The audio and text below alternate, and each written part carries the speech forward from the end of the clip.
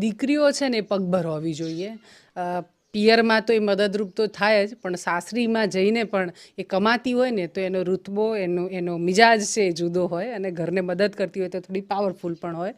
બગસરાનું સાપર ગામ છે અને રિદ્ધિ છે, અને એ 12મું ધોરણ ભણ્યા પછી ઉઠી ગયેલી, પણ સિલાઈ કામ શીખેલી, પણ સંચો નહોતો.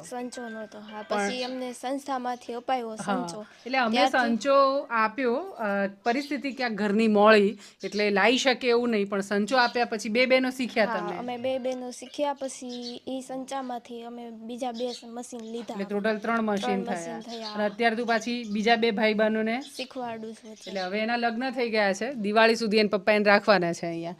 પછી એ જશે, પણ પાછળ બીજા 2 ભાઈ બહેન છે એ શીખશે તો એ લોકો પણ એને મદદરૂપ થશે. આમ કમાતા હોઈએ તો એનો મજા જુદી હોય ને. અત્યારે મહિને કેટલાનું કામ કરે? મહિને હું 20,000નું કરી લઉં છું. કરી લે.